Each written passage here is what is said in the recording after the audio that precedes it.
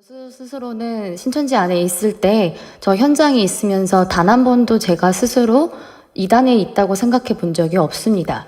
모든 역사에 제가 다 있었습니다. 카드 섹션과 마스게임을 비롯하여서 이제 어린아이들이 영상으로 이렇게 이만희를 찬양하는 그 내용은 저는 실제로 그 아이들의 얼굴을 보면서 봤던 기억이 있습니다. 네, 정말 골수였죠. 그런 제가 어떻게 신천지가 거짓인 것을 깨닫고 이 자리에 설 수 있는지 먼저 신천지에 어떻게 들어갔는지 우리 성도님들과 함께 나눠봐야 그 부분도 나눠볼 수 있을 것 같습니다. 네, 제가 신천지에 들어가게 된 과정은 일반적이지는 않습니다. 많은 분들이 이제 사회나 교회에서 신천지가 포교하는 방법은 거짓말이래, 설문지래, 이제 연극이래, 뮤지컬이래, 다양한 방법으로 신천지인 것을 몰랐다가 나중에 신천지인 것이 드러나서 나가려고 할 때는 이미 신천지 교리가 세뇌가 된 다음이래. 저는 그런 방법으로 들어간 것이 아니라 이미 신천지임은 알고 있음에도 불구하고 들어가게 되었습니다. 그 과정은 고등학교 1학년 때부터 갈 수밖에 없는데요. 저는 정통교회에서 신앙생활을 열심히 했습니다. 모태신앙에서 이제 성경을 읽지 않은 자 밥도 먹지 말라는 엄격한 신앙교육을 받으면서 이렇게 자랐습니다. 그렇게 자라면서 정말 내 예수 그리스도를 구주로 삼았고 또 어린 나이에 예수님을 만나서 내가 스스로가 죄인임을 고백하기도 했습니다. 근데 그런 제가 어떻게 이단에 빠지게 되었을까요? 고등학교 1학년 때 이제 전학을 와서 가장 친하게 지내던 친구가 우리가 이제 고등학생이 되었으니까 고등학생이 되어서 각자 이제 예수 그리스도를 위하여서 그런 기도 모임을 만들어 보자. 그 기도 모임이 이제 여러 고등학교가 합쳐져서 정말 정통교회에서 운영하는 그런 기도 모임처럼 보였어요. 왜냐하면 저희 교단은 통합교단인데 장로교회에서 대표라고 할 수 있는 그 교단의 마크가 걸려져 있는 교회였거든요. 그 교회에서 한 목사님을 초청하여서 기도 모임을 운영하시는데 그 말씀이 제가 이전까지는 한 번도 들어보지 못했던 말씀이었습니다. 그 말씀은 마태복음 7장 21절의 말씀이었는데 나더러 주여 주여 하는 자마다 천국에 들어갈 것이 아니라 내 아버지의 뜻대로 하는 자라야 천국에 들어간다. 이 말씀은 그때 당시에 굉장히 저에게 충격을 주었습니다. 예수를 믿기만 하며 예수 그리스도를 내 구주로 받아들이기만 하면 천국에 들어가는 거 너무나도 잘 알았고 그렇게 자라왔는데 어떻게 또 아버지의 뜻이 있다 한다니. 그때는 제가 이적과 환상을 중심으로 하는 이단에 있었기 때문에 예언을 하지 않으면, 환상을 보지 않으면, 또 예수님과 엄청난 그런 체험적인 게 있지 않으면 그 믿음은 어린아이와 같은 믿음이라고 그런 근거를 삼아서 저에게 계속해서 예언을 해야 된다, 환상을 봐야 된다, 이적을 봐야 된다. 그러기 위해서 기도 3-4시간을 해야 되고 수련회를 일주일 내내 다녀야 된다. 저는 거짓말을 일삼으면서 부모님 몰래 정말 열심히 수련회 활동을 하였고요. 학업을 내팽겨친 채로 예수 그리스도를 정말 내 몸에 새긴다 하는 그런 마음으로 나의 모든 것을 버려 나의 가족과 학업과 친구를 버려 예수 그리스도만 따른다 하는 그런 극단적인 신앙을 고등학교 1학년 때부터 가지게 되었습니다. 물론 정통교회도 병행하면서요. 그렇게 신앙생활을 하다 보니까 그렇게 3년째로 흘러가는 도중에 제가 기도 모임을 하는 그 공동체에서 한 사건이 발생하게 됩니다. 그 한 사건 공동체에서 청년 목사가 있었는데 그 목사가 알고 보니 아내가 있음에도 불구하고 미성년자를 비롯하여서 여자 청년들과 성관계를 하던 것이 발각이 되었죠. 저는 그런 피해자는 아니었으나 간접적인 성추행 피해자로서 큰 충격을 받아서 그 공동체에서 나오게 됩니다. 이런 아픔을 저를 신천지를 데려간 친구가 이용해서 그 다음날 저와 만나고자 합니다. 이러한 구체적인 사건을 저에게 얘기를 해주면서 너 예수님이 말씀을 전하셨을 때 당시에 이단의 괴수라고 들었던 거 알고 있지? 그렇지. 예수님이 진리를 전하셨을 때 당시 서기관과 바리새인이 알아보지 못했던 건 알고 있었지. 그러면 오늘날에도 이와 같은 논리처럼 진리의 말씀을 전하고 있음에도 불구하고 이단의 괴수라고 이제 듣는 곳이 있다면 그곳이 진리겠네? 그 논리라면은 그것이 진리일 수도 있겠네 라고 하면서 신천지만이 진리라고 말하는 것입니다. 저는 그때 당시 너무 충격이었습니다. 신천지만이 진리라니 라는 것을 깨달아서가 아니라 정말 하나님을 사랑하고 예수님을 그 누구보다도 내 구주로 영접했던 정말 너무나도 소중한 친구가 어떻게 신천지를 믿을 수가 있지? 신천지 이만희 교주를 믿을 수가 있지 하는 그 충격에 빠졌기 때문입니다. 저는 친구를 구하겠다는 일념 하에 그 다음날 바로 신천지 전도사를 만나게 됩니다. 신천지 전도사를 만나서 팔짱을 끼고 이렇게 말했던 기억이 나곤 합니다. 여기 신천지 이만희 교주 믿는 곳이잖아요. 여기 사람 믿는 곳이잖아요. 어떻게 제 친구를 그렇게 뺏어가셨나요? 친구는 부모님이 먼저 신천지에 빠졌다는 것을 알아서 부모님을 구하려다가 오히려 되레 빠졌던 그런 케이스입니다. 그런 케이스여서 미혹의 영에 사로잡혀서 오히려 저에게 신천지를 포섭하려는 그런 작전을 짠 거죠. 저는 이미 신천지가 어떤 집단인지 알고 있고 어떻게 포섭을 하며 어떤 설문지를 통하여서 포섭하는지 교육이 너무 잘 되어 있기 때문에 그런 방법으로는 얘가 신천지를 알 수 없겠다. 신천지에 오지 않겠다라는 판단하에서 제가 그때 당시 가장 신뢰하고 믿고 있었던 공동체의 비리를 활용해서 저에게 상처를 준 다음 신천지 말씀을 흘러보내면 제가 신천지를 갈 수 있겠지. 이것은 제가 신천지를 간 후에 저를 전도한 친구의 수첩을 우연히 보았다가 저를 포섭하기 위한 하나의 작전임을 알게 되었습니다.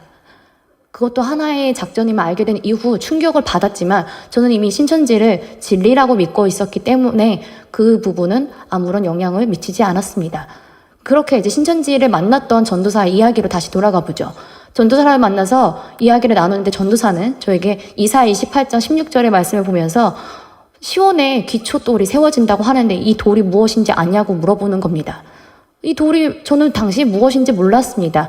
왜냐하면 예수 그리스도를 그냥 내 구주로 삼고 십자가의 보혈로 예수 그리스도가 나를 위해서 죽은 그 보혈의 피만 믿으면 나는 그냥 구원을 받고 열심히 생활하고 있는데 이 기초의 돌이 알지 않아도 알지 못해도 상관이 없었기 때문이죠. 근데 28장 16절을 보여주면서 베드로 전서 2장 4절을 보여줍니다. 여기서 보배로운 산 돌이신 예수라는 표현을 쓰는데 여기서 28장 16절에 나왔던 돌이 바로 예수를 가리키는 겁니다. 하면서 저는 뭔가 수수께끼가 풀리는 것 같은 기분이 들었습니다. 근데 이 말씀은 맞습니다. 이 말씀은 진리인데 이단은 진리를 약간의 비틀어서 자신들의 주석을 활용하여서 미혹을 하곤 하거든요. 이런 진리를 활용해서 신천지 비유풀이의 말씀을 저에게 풀어놓기 시작했습니다. 그럼 자매님, 마태복음 24장 말씀도 이제 관심이 많으세요. 마태복음 24장이 이제 마지막 때를 예언하는 것쯤은 알고 있습니다. 저는 굉장히 삐딱한 자세로 들었죠. 마태복음 24장 한번 볼까요? 그 내용은 이렇습니다. 예수님께서 제자들과 함께 어떤 산내에서 이렇게 나눈 이야기입니다. 제자들이 마지막 때를 예수님한테 물어보곤 하죠. 예수님, 마지막 때 세상의 징조는 어떤 징조가 있습니까? 그러니까 예수님이 나라가 나라를, 민족이 민족을 이렇게 대적을 하겠고 곳곳에 처처에 기근이 나타난다.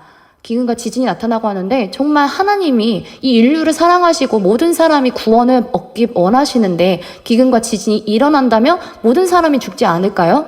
신천지 사람의 말을 듣고 싶지 않았지만 이 말은 일리가 있어서 네, 그렇죠. 하나님은 모든 사람을 사랑하시니까 모든 사람이 다 구원을 얻길 원하시죠. 근데 왜요? 근데 정말 하나님이 기근과 지진을 내리시는 게 진짜 기근과 지진일까요? 라고 저의 마음을 흔들기 시작했습니다. 왜요? 기근과 지진이지 뭐 또 다른 뜻이 있어요? 다른 뜻이 있습니다 하면서 아모스 8장 11절을 펴더군요. 아모스 8장 11절에는 이렇게 기록되어 있습니다. 주의 날이 이를지니 내가 곳곳에 기근과 지진을 보낼 텐데 처처에 기근과 지진을 보냈다는 이 의미가 물이 없어 가람이 아니요 주림이 없어 음식이 없어 주임이 아니요 하나님의 말씀을 듣지 못한 주림과 기근과 지진이다 라는 말씀을 딱 보여주니까 그 전에 기초돌을 믿어야 되는데 이것은 보배로운 산돌이신 예수님 또 기근과 지진을 보낸다고 하는데 이 기근과 지진이 하나님의 말씀을 듣지 못한 기근과 지진이라고 하니까 제가 굳건하게 믿었던 그 믿음이 흔들리기 시작했어요. 그때부터 저의 팔짱은 풀어지기 시작했고 그럼 제가 앞으로 무엇을 해야 될까요? 라는 말로 바뀌기 시작했습니다. 여러분, 믿음을 흔들리는 분들을 조심하셔야 됩니다. 담임 목사님이 신천지에서 질문하는 것을 여러 가지 이제 반증을 하시는데 그 반증의 내용을 여러분들이 잘 알고 계셔야 어떤 이단들이 이런 질문을 할 때 정말 다 잘 대응을 하실 수가 있습니다. 저는 그 질문에 대응하는 방법을 몰랐기 때문에 제가 잘 알고 있는 그 예수 그리스도의 사랑을 알고 있음에도 불구하고 미혹되어서 정말 우상숭배의 앞잡이가 되었던 거죠. 저는 그렇게 신천지에 들어가서 정말 많은 활동을 했습니다. 어린 나이임에도 불구하고 30대 분들을 관리하기 시작하면서 30대 분들에게 하나님의 말씀은 이렇습니다. 또 이만희 이긴 자의 정신은 이렇게 받아들여야 됩니다. 하나씩 교육하는 역할을 하고 있을 뿐만 아니라 신천지 위장교회에 들어가서 신천지 추수꾼 출입을 금지합니다. 스티커를 붙여가며 그렇게 위장 활동을 했습니다. 네, 많은 분들이 신천지 위장교회니까 신천지 추수꾼 출입을 금지합니다. 스티커가 없을 줄 아시는데 여러분 제대로 위장을 하려면 그 정도는 돼야 됩니다. 그렇게 위장을 하면서 제 영혼이 썩어진지 모른 채 계속해서 이만희의 말을 듣기 시작했던 거죠. 제가 만났던 신천지의 모든 사람들은 본인들이 신천지 이만희 교주를 믿는다고 절대 생각하지 않습니다. 예수님의 영이 함께하는 이만희를 믿는다고 생각을 하죠.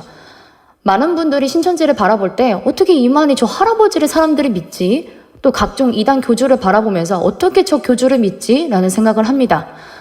이단에 빠지는 과정은 저는 굉장히 특수한 과정이지만 일반적으로는 이러한 예시를 들을 수 있을 것 같습니다. 개구리가 물에 빠져 익혀가는 과정이 신천지 이단에 빠지는 과정이라고 볼 수 있습니다. 우리 성도님들에게는 그저 개구리가 푹 익힌 모습만 보시게 되니까 어떻게 이만희를 믿어, 어떻게 신천지를 믿어 라고 보이실 수 있지만 이단에 빠진 모든 사람, 신천지에 빠진 모든 사람은 본인들이 어떤 물에 빠진지도 모른 채, 불에 익혀진지도 모른 채 그렇게 성경 공부를 한번 시작했다가 교묘하게 점점 신천지 교리가 하나씩 침투하면서 신천지 교인이 되는 것입니다. 그럼 그들은 대체 어떠한 방법으로 어떤 교리 때문에 예수 그리스도를 내 입으로 고백하는 그 신앙인을 공격하면서 미혹을 할까요? 신천지는 우선 이만희가 교주입니다. 이만희가 교주인데 절대 사람을 믿는다고 그 사람들은 말하지 않습니다. 어떻게 보면 맞는 말입니다. 저도 탈퇴하고 나서 내가 믿었던 게 이만희구나 나를 깨달았으니까요. 그 사람들은 이만희를 믿는 것이 아니라 이만희와 함께하는 예수님을 믿는다고 주장을 하곤 합니다. 이 교리를 가기 위해서 신천지에서 교육을 하고 있는 하나의 복음반 공과를 제가 말씀드리도록 하겠습니다. 먼저 신천지에서는 컨저링이라는 공포 영화를 통해서 많은 사람들을 미혹을 할 수가 있습니다. 또는 영혼이 바뀌는 시크릿 가든을 통하여서도 전도를 할 수가 있죠. 이 영화 이야기를 꺼내다 보면은 사람들이 정말 이제 빙의라든가 아니면 영혼에 대해서 관심을 가진 사람들을 발견할 수가 있습니다. 그러면 신천지의 타겟이 되죠. 쟤는 하나님은 몰라도 예수님은 몰라도 영혼에 대한 관심은 있으니까 저 영은 육을 들어서 역사한다는 그런 원리에 따라서 신천지에 포섭을 할 수 있겠구나 라고 이렇게 파악을 합니다. 제가 알고 있던 그 무신앙 친구도 공포영화, 빙의 이런 부분에 대해서 굉장히 관심이 많았던 사람이었습니다. 그리고 컨저링에는 신천지 사람들이 굉장히 포섭하기 좋은 그런 대사가 있는데 귀신은 사람을 통해서 일을 한다.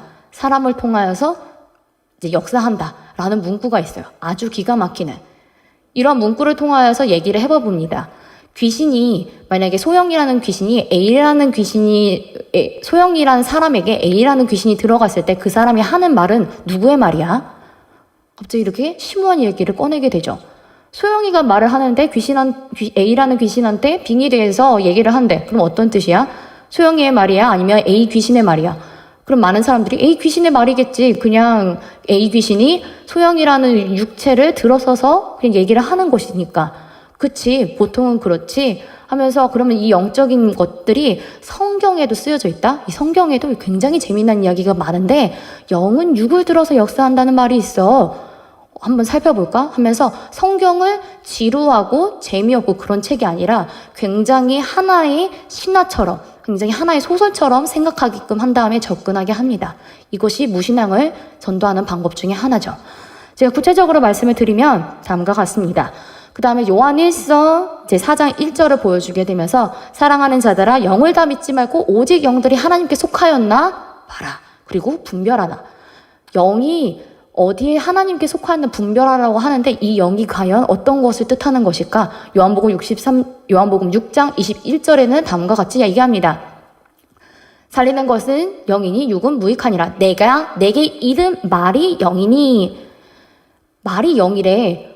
아까 우리가 컨저링에 대해서 얘기를 나눴잖아. 컨저링이 귀신한테 빙의대해서 했던 그 사람은 귀신의 말이었지. 이처럼 말은 영을 뜻해. 영을 통하여서 말을 분별할 수 있는 것처럼 목사님들 중에서도 하나님의 말을 전하는 것 같지만 하나님의 영이 함께하는 사람이 아닌 그 반대의 영, 사단의 영이 함께해서 사단의 말을 전하는 사람도 있는 거야. 그래서 교회가 무너져 있고 교회가 항상 선하지는 않고 그런 곳이야 라고 하면서 교회에 불신하게 되는 그런 마음도 자연스럽게 심어주게 됩니다. 그렇게 불신의 마음을 기성교회에 가진 채로 기성교회에 대한 그 진리의 말씀을 들을 귀를 막은 채 계속해서 신천지의 교리를 교묘하게 섞입니다. 또 교묘하게 섞여지면서 다음과 같이 얘기를 하는데 데살로니가 후서 2장 4절의 말씀을 제가 한번 읽어보도록 하겠습니다. 그는 대적하는 자라 신이라고 불리는 모든 것과 숭배함을 받는 것에 대항하여 그 위에 자기를 높이고 하나님의 성전에 앉아 자기를 하나님이라고 내세우느니라. 성전을 보고 교회를 보니까 자기를 보여 신이라고 하는 사람이 있다는데 성전의 교회의 모든 목사님들이 정말 하나님을 모시고 그렇게 사는 사람들일까? 아니야. 이렇게 영을 분별하는 것처럼 영은 말이라고 하는 것처럼 사단이 교회에 앉아서 그렇게 사람을 미혹하곤 해. 그래서 지금 오늘날의 교회는 진리의 말씀이 아닌 미혹의 말을 듣는 사람들이 있는 곳이야. 그래서 기성교회에 정말 잘 다니고 있는 사람들도 미혹의 영에 오히려 되레 빠진 사람들로 동시에 교육하곤 하죠. 그럼 무신앙이 있는 사람도 컨저링 영화를 듣다가 이렇게 성경을 통하여서 하나의 소설처럼 이야기를 들으니까 성경에 흥미가 생기기 시작합니다. 하면서 성경에는 신이라는 존재가 있어. 또 시편 14편 2절을 하면서 지각이 있어. 하나님을 찾는 자가 있는지 한번 살펴보자. 지각이 있어 하나님을 찾는 자가 있는지 한번 살펴보재. 성경 말씀을 알아야 하는 걸로 이렇게 가르치기 시작합니다. 또 에베소서 4장 가볼까요? 그리스도를 아는 것과 믿는 것이 하나가 되어야 되는데 요즘에는 사람들이 그냥 주어져 얘기를 하면서 믿는 것은 굉장히 높은 수준에 이르면서 예수 그리스도를 몇 장 몇 절에 근거해서 아는 것은 그 수준까지 도달하지 못해. 그래서 우리가 성경 말씀을 알아야 돼. 분별하라고 하잖아. 그래서 성경 말씀을 몇 장 몇 절을 통하여서 공부를 하게끔 하는 그런 인도하는 걸로 하게 됩니다. 이런 방법을 통해서 하면 예수님을 알지 못하는 사람들이라도 예수님을 잘 아는 사람들이라도 내가 성경 공부를 해야 될 것 같아 라는 그런 상태로 잘 바뀌곤 합니다. 저는 이런 방법으로 정말 많은 사람들을 미혹을 했어요. 미혹이 되더라고요. 저 스스로도 이 논리가 과연 통할까라는 그런 두려움을 가지고 전하게 되는데 많은 사람들이 생각보다 성경 말씀에 대해서 잘 알지 못하고 특히나 몇 장 몇 절에 근거해서 공격을 할 때 이것에 대해서 몇 장 몇 절에 근거해서 반박하는 사람들은 생각보다 없거든요. 그렇기 때문에 몇 장 몇 절에 근거해서 말하는 신천지 사람이 신천지임에도 불구하고 본인이 몇 장 몇 절에 근거해서 반박할 수 없다 보니까 신천지에 끌려가는 기성교회 사람들도 많이 있습니다. 적어도 기성교회보다는 진리의 말씀이 있는 것처럼 보이는 것이 신천지니까요. 그렇게 많은 사람들을 미혹하는 것이 신천지이고 신천지를 비롯한 많은 이단들이 이러한 방법을 동일하게 사용하면서 사람들을 미혹하곤 합니다. 저는 신천지에 있으면서 굉장히 특수한 지역에 있었는데 제가 있던 신천지 교회 3층은 하나님의 교회였습니다. 같은 계단을 쓴 거죠. 같은 계단을 쓰면서 저기 하나님의 교회 다니는 사람들이래. 하나님의 교회 다니는 사람들은 저희를 향해 저기 신천지 다니는 사람들이래. 그럼 신천지 다니는 사람들은 하나님의 교회 다니는 사람들을 보면 어떻게 사람 안 사고 믿냐? 이러고 그 하나님의 교회를 다니는 사람들은 저희를 향해 어떻게 이만희를 믿으세요? 라면서 정말 말씀을 가지고 많이 싸웠습니다. 그래서 하나님의 교회는 전도하지 마.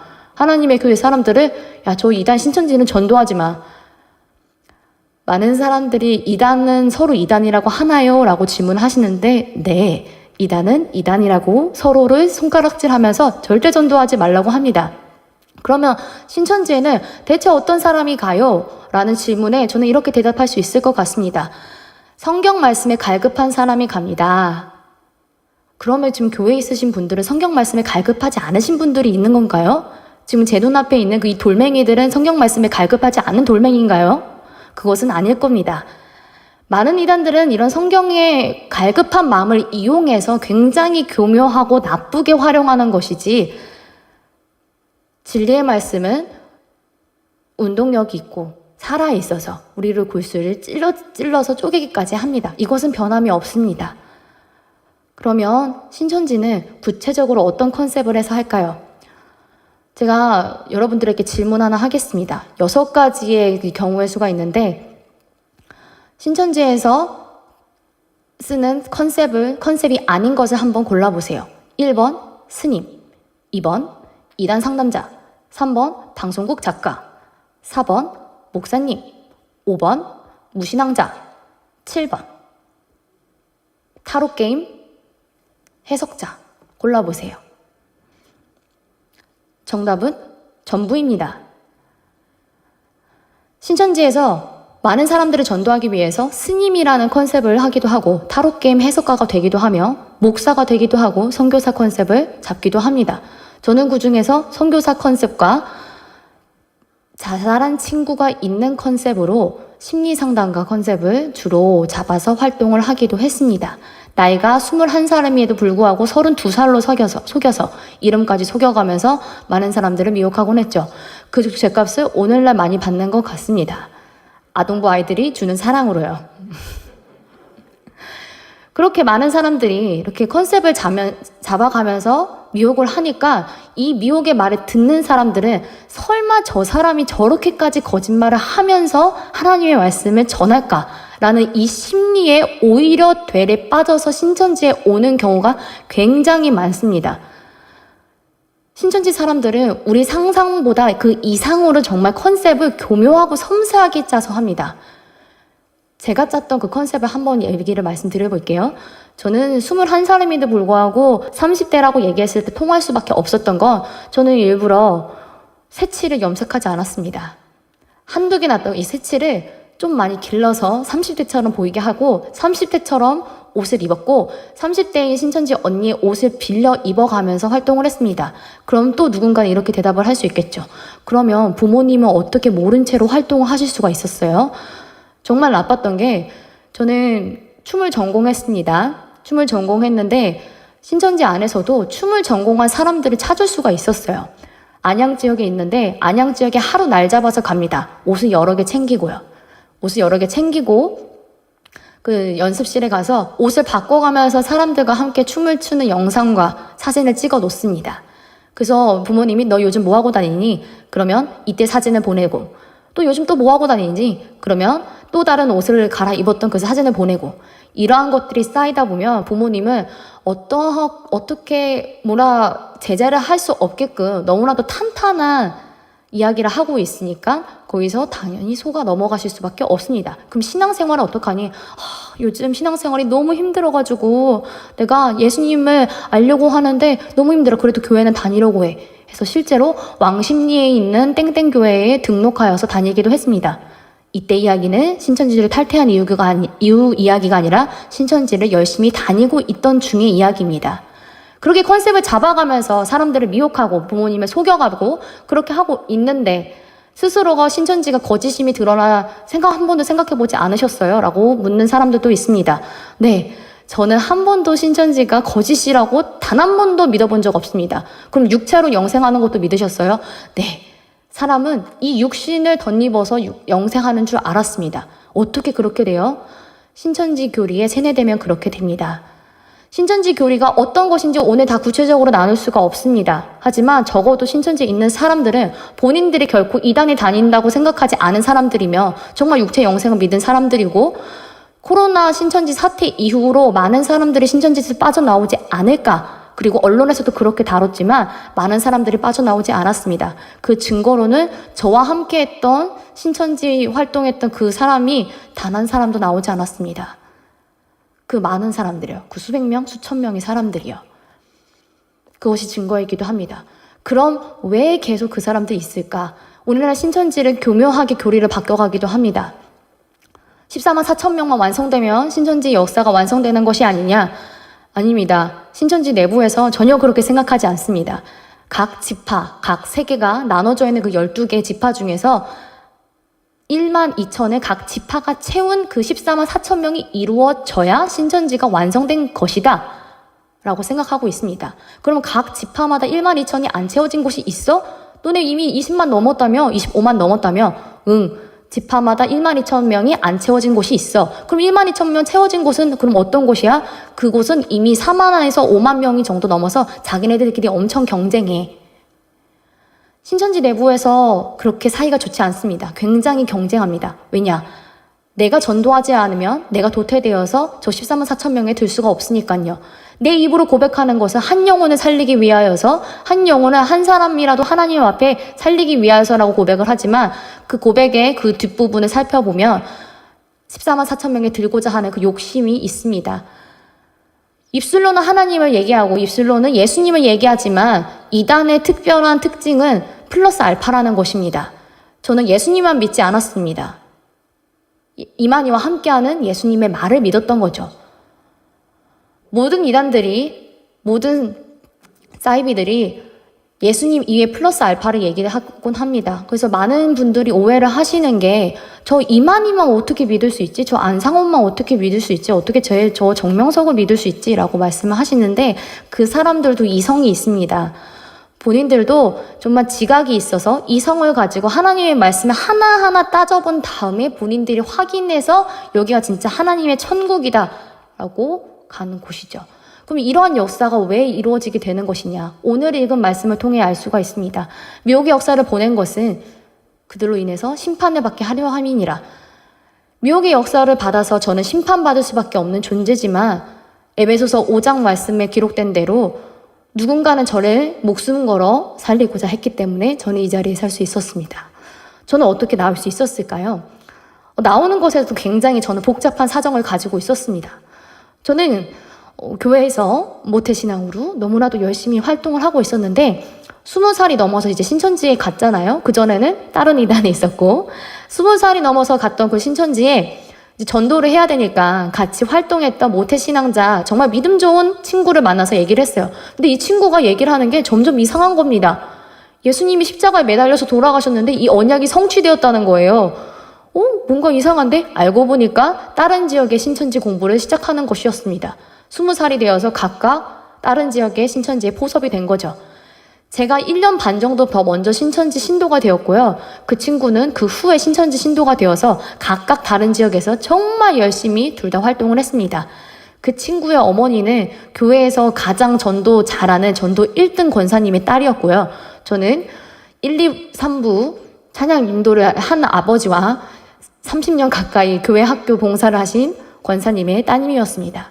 그러니 교회 봉사를 정말 열심히 하는 그 부모님의 딸들이 들어갔으니 어떻게 하겠어요? 서로의 신분을 숨겨줘야죠. 서로의 신분을 숨겨주기 위해서 서로를 위한 거짓말을 해주기 시작합니다. 근데 그렇게 한 사람이 더 신천지인이 되었습니다. 제 친구가 2살 어린 동생을 전도하기 시작한 거죠. 그렇게 이 3명은 똘똘 뭉쳐서 부모님이 열심히 이 기성교회에서 열심히 전도를 하고 봉사를 하니까 우리는 저 비진리를 듣고 있는 부모님을 위해서 더 열심히 신앙생활하고 더 열심히 봉사해야 된다 하면서 이 3명이 똘똘 뭉쳐서 많은 사람들을 포섭하고 다른 사람들의 영혼을 구하겠다는 그런 일념하에 잠복도 하고 누군가를 미행하기도 하면서 스스로가 죄를 얼만큼 저지른지도 모른 채 그렇게 따라가기 시작했습니다. 근데 그 2사람이 갑자기 연락이 두절되는 거예요. 연락이 두절되면 신천지에서는 어떤 생각을 먼저 하냐? 이단 상담소에 끌려갔나 봐. 이단 상담소는 신천지나 마른 이단들에 대해서 어떻게 생각을 하냐면 선악과를 따먹게 하는 곳이라고 생각을 합니다. 하와가 선악과를 따먹음으로써 눈이 밝아져서 죄를 지어서 그렇게 하나님과 영영 떨어졌을 수밖에 없었던 것처럼 많은 이제 신천지나 많은 이단들이 이단 상담소에 가서 그들의 말을 듣기만 하면 그들의 말이 곧 선악과를 먹음으로 인해서 내 영혼이 죽어가고 결국 신천지를 하나님의 나라가 아니 저 사단의 나라로 생각을 하면서 떠나게 된다는 것이죠. 저는 그것에 굉장히 세뇌가 되었고 이것을 성경 말씀으로 바라보면서 인정을 하고 있었기 때문에 이단 상담소에는 절대 끌려가면 안 되지라는 생각을 가지고 있었습니다. 그러니 연락이 두절되니까 이단 상담소에 혹시 끌려간 거 아니야? 라는 추측을 할 수밖에 없었죠. 저는 그때 당시 믿음이 너무나도 강했던 터라 신천지에서 이단 상담소란 싸움 역할을 하는 즉 섭외부라고 하는 그 직분을 가진 사람과 작전을 하나 짜기 시작했습니다.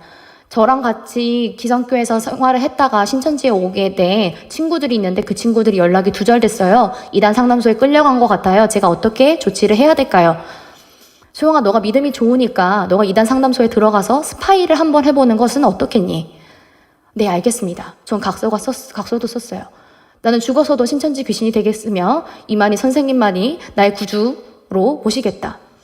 여러분, 미혹의 영이 이렇게 무서운 겁니다.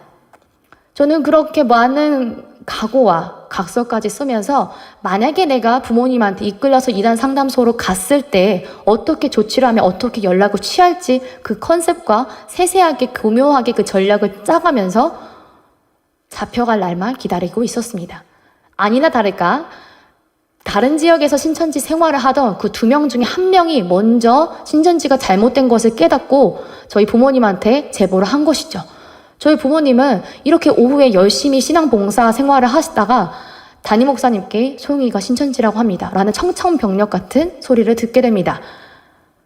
그 이후로 저는 이단 상담소에 끌려가게 되었고 그 후로는 약 1달 반 동안 부모님과 목숨을 건 치열한 사투를 벌였습니다.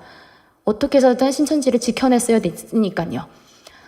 그럼에도 불구하고 이단 상담사를 만나서 3일 동안 성경 말씀을 가지고 싸워도 저는 이단을 거쳐서 이단을 간 상태이기 때문에 너무나도 큰 미혹의 영이 저를 붙잡고 있었어요. 그래서 회심이 되지 않았습니다. 하지만 이단 상담소에 들어가야 되는 그런 스파이의 그 명령을 받았더라. 이 명령을 지켜 행해야겠다. 이 미션을 수행해야겠다. 그런 일념하에 저는 회심된 척 이단 상담소를 나와서 후속 교육을 하는 공간으로 가게 됩니다. 모든 이단 탈퇴자들은 후속 교육이 반드시 필요한데 창세기부터 요한계시록까지 처음부터 끝까지 예수님의 복음의 그런 관점에 따라서 한번 훑는 시간을 가집니다. 그런 훑는 과정을 통하여서 저는 기적적으로 회심을 하게 되었습니다. 어떤 과정이냐? 구원 때문에 회심을 하게 되었습니다. 저는 예수님을 믿기만 하면 구원이다 라는 것이 제가 아동부와 초등부와 중고등부를 거쳐서 가질 수 있었던 그러한 보편적인 신앙관이었어요. 하지만 많은 이단들이 저를 공격하면서 저는 어떤 생각을 가졌냐? 그래, 하나님은 사람에게 그렇게 구원을 거저주시지 않아. 사람이 그만큼 노력을 해야지. 사람이 그만큼 노력을 하면서 컨셉을 짜가면서 많은 영혼들을 어떻게 하면 하나님께 돌릴지 그렇게 머리를 굴릴 줄 알아야지. 저 영혼을 살리기 위해서 내가 그만큼 기도를 열심히 해야지. 이런 생각을 빠지고 있었던 거죠. 제가 들었던 후속 교육의 내용은 로마서의 말씀이었습니다. 로마서는 율법은 폐하고 행위로는 구원을 받을 수 없으며 예수 그리스도를 믿는 그 믿음으로 말미암아 구원을 얻으리라. 이 말씀에 저는 눈 하나 깜짝할 새도 없이 제가 고등학교 1학년 때부터 25살이 될 때까지 모든 행위들이 우상 숭배의 앞잡이 노릇을 했던 거구나. 거의 죄송합니다. 10년에 가까운 세월들이 우상 숭배를 하는 행위구나 라는 것이 한꺼번에 다가오게 되었어요. 이상하다. 나는 분명히 성경 말씀을 토대로 확인을 했던 거였는데 나는 예수님의 말씀만 전했다고 생각을 했는데 그럼 내가 했던 모든 행위들은 천국을 다른 사람들을 데려가기 위해서 했던 행위가 아니라 누군가를 죽이기 위해서 했던 행위구나. 주님, 구원이 이렇게 쉬운 것이었군요. 주님, 내가 성령에 대해서 잘못 알았군요. 내가 당신을 오해했군요. 그래서 저는 하나님의 존재를 분명히 알고 예수 그리스도를 그 복음에 대해서 잘 알고 있는데 그 깨닫는 순간 저는 죽기로 결심합니다. 5개월 동안 높은 곳을 올라가며 뛰어내리려고 했고 차가 돌아다니며 그것에 뛰어덤벼들려고 했어요. 그래서 약 5개월 동안 부모님이 저를 한시도 빠지지 않고 왼쪽에는 아빠, 오른쪽에는 어머니가 양팔을 죄송해요. 양팔을 이렇게 팔짱을 끼시고 재우곤 했죠. 왜냐? 제가 죽을까봐. 제가 정말 염려되는 것은 많은 이단에 빠진 사람들이 본인들이 어떤 죄를 행하는지 모르고 입술로는 하나님의 일, 입술로는 예수님의 복음을 외치지만 정말 사단의 앞잡이가 되는 것을 모른 채로 본인들의 영혼을 죽음에 가까운 것을 하는 것 때문에 굉장히 안타까움을 가지고 있습니다. 제가 그 5개월 동안 정말 죽으려고 노력한 끝에 혼자서 정말 오열하면서 하나님만 불렀던 기억이 나요. 하나님만 부르면서 그게 너무나도 힘들고 다시 사회로 돌아가서 어떻게 다시 신앙생활을 하고 어떻게 다시 대학교를 다니고 어떻게 다시 친구를 사귀고 포섭이라는 목적이 없는 채로 사람들과 대화하는 방법이 뭐였지? 어떻게 내가 다시 신앙생활을 할 수가 있지? 많은 사람들이 저를 영혼을 팔았던 사람들이라고 말을 해요. 어떻게 그 이만희를 믿을 수가 있냐? 너는 분별력이 없다. 부모님한테는 이렇게 얘기를 해요. 어떻게 자식 신앙교육을 어떻게 시켰길래 애가 신천지에 갑니까? 이 모든 비난과 수치를 감당하면서 저는 예수님만 붙들 수밖에 없었습니다. 주님, 제가 주님한테 감히 저를 사랑해 달라고 고백을 할 수는 없지만 주님 저를 사랑해 주셔서 주님의 말씀을 다시 깨닫게 하시고 주님의 복음으로 저를 일으켜 세워주세요.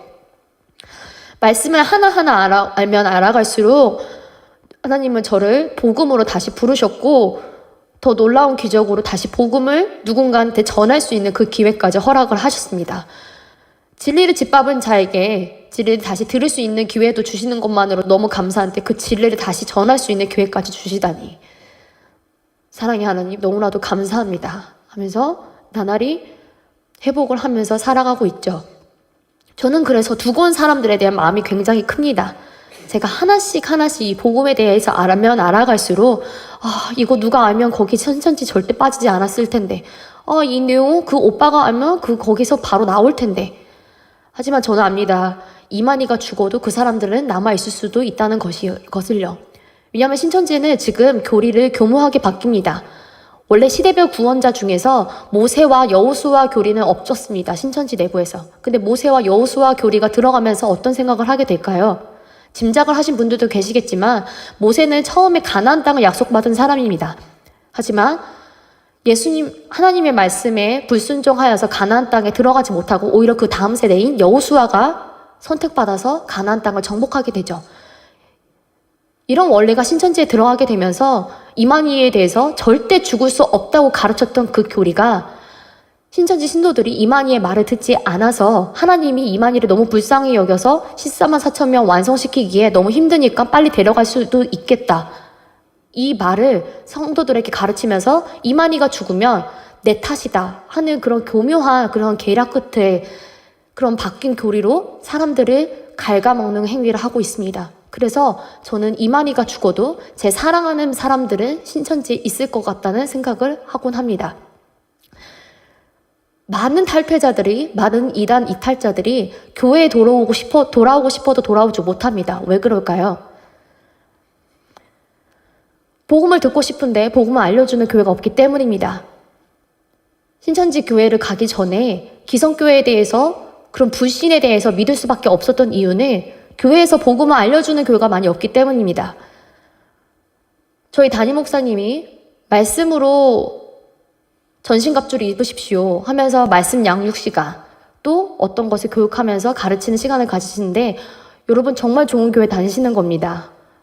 저는 대전도안교회 성도님들이 정말 부럽습니다. 제가 그것을 20살 때 알았다면 신천지에 가지 않았을 것 같습니다. 그리고 진작에 그 복음을 알았다면 많은 사람들 그렇게 하나님을 대적하는 우상숭배 길로 미혹에 빠뜨리지 않았을 것 같습니다. 미혹의 역사를 보내신 것을 심판에 이르려고 하는 그 역사가 맞지만 그럼에도 불구하고 미혹의 역사에서 돌이키는 자에게는 허다한 죄를 덮을 만큼 그 사랑을 베푸신다고 합니다. 저는 그 사랑 때문에 지금 이 자리에 설 수 있습니다. 마가복음 2장 3절에서 5절 말씀이 있는데 이것을 함께 읽어봤으면 좋겠습니다. 마가복음 2장 3절에서 5절입니다.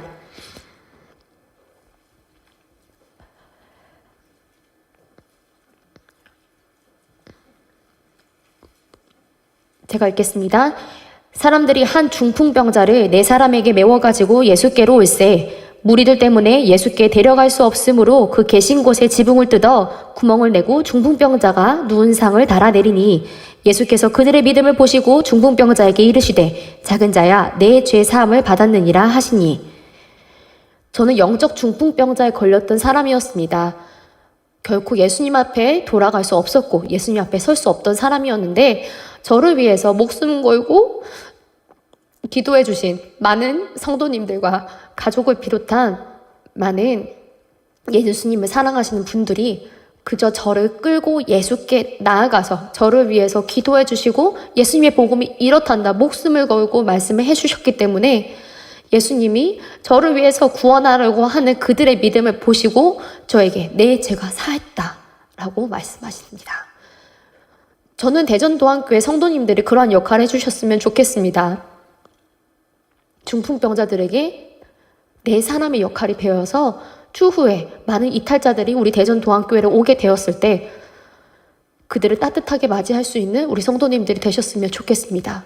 그들을 이해할 수 없습니다. 어떻게 미혹에 대해서 저 이만희를 외치는 그 사람들을 어떻게 이해할 수가 있겠습니다. 저희 가족들도 이해 못합니다. 저희 아버지도 어떻게 너가 거기 있었니? 아빠는 아직도 이해 못하겠어? 라고 아직까지도 말씀하십니다. 저는 탈퇴한 지 이제 6년이 넘었는데요. 그렇게 이해받지 못하는 것이 이단의 경험입니다. 저도 날이 가면 날이 갈수록 어떻게 이단이 갔냐? 어떻게 내가 저 사람을 믿었냐? 라고 생각을 하게 됩니다. 저는 사람의 노력으로 사람의 사상이 바뀌는 것을 봤고 사람의 노력으로 이런 문화를 이끌어낼 수 있구나 하는 것까지 봤습니다. 하지만 사람의 노력으로 결코 얻을 수 없는 것은 구원입니다. 예수 그리스도를 알므로 예수 그리스도가 우리 마음에 오셔서 예수 그리스도 우리 마음에 영접하기만 하면 주시는 것이 구원입니다. 구원을 말씀을 더 많이 알아서 많이 기도해서 얻는 것이 아니라 은혜로 주시는 것을 우리 성도님들이 정말 기억을 하셨으면 좋겠습니다. 혹여 주변에 미혹이 되어서 허우적대는 그 영혼을 보시거든 저를 봐서라도 그분들을 위해서 기도를 해주셨으면 좋겠습니다. 우리 교회 아동부 전도사님도 하나님의 은혜로 예수 그리스도의 은혜로 다시 복음 앞에 서게 되었는데 저 사람도 우리 전도사님처럼 예수님의 복음을 잘 알았으면 좋겠다 라고 우리 성도님들이 생각을 해주셨으면 좋겠습니다. 책을 홍보를 하려고 하는 것은 아닌데 어떻게 대응할지 정말 잘 적힌 책이 신천지 대응 매뉴얼 책입니다. 제가 많은 영혼들을 잃어보면서 이렇게 하면 신천지 사람들이 나가 떨어지는구나, 신천지 사람들이 도망가는구나 라는 6년의 그런 집약체가 들어있는 것이기 때문에 많은 성도님들이 많은 영혼들을 정말 하나님 앞으로 돌아오는데 도움이 될 거라고 생각을 합니다. 그렇게 말씀으로 어떤 책으로도 나의 기도로 나의 사상으로 무장을 하셔서 미혹되지 않도록 조심하시고 정말 예수 그리스도 외에 다른 것을 말하거든 아니야 나는 예수님밖에 없어 라고 담대하게 말씀하실 줄 아는 그런 용기도 가지시길 바라고 그런 용기가 없으시다면 기도를 하시든 말씀을 공부하시든 아니면 정말 성령 있게 붙들어 달라고 간구를 하시든 주님 내 영혼이 미혹되지 않도록 하시옵소서. 주님 하지만 내 이웃이 미혹되어 있습니다. 미혹되는 저들을 제가 절대로 저버리지 않도록 하시고 저들을 불쌍히 여길 수 있는 눈을 주셔서 다시 복음 앞에 설 수 있는 그런 마음이 되도록 나를 이끌어 주셔서 그렇게 세워지는 우리 대전도안교회 성도님들이 되셨으면 좋겠습니다.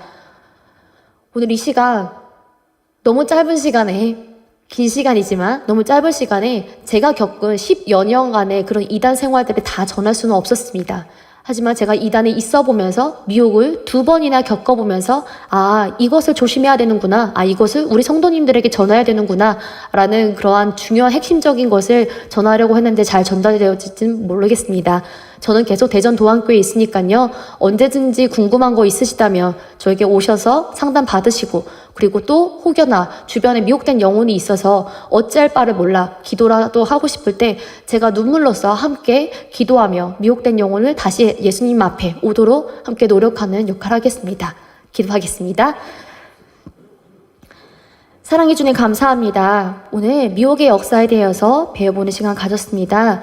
주님 미혹의 역사를 보내시는 것이 정말 많은 사람들을 심판하기 위하신 것이라지만 그 미혹에 빠진 그 사람을 다시 사랑으로 돌려보낼 때 그 사람의 많은 허다한 죄를 덮으시기까지 한다고 합니다. 하나님, 우리가 온전히 이렇게 설 수 있는 이유, 미혹된 사람이 다시 예수님 앞에 올 수 있는 이유는 오직 복음뿐이라는 것을 우리가 이 시간 알게 하여 주시옵소서. 나만 아는 복음이 아니라 미혹된 영혼들에게도 전할 수 있는 그런 복음자가 되게 하여 주시고, 우리가 복음 전도자가 되어서 저 미혹의 영에 사로잡혀서 허우적거리고 있는 그들에게도 예수님의 복음을 전할 수 있는 담대함까지 허락하여 주시옵소서.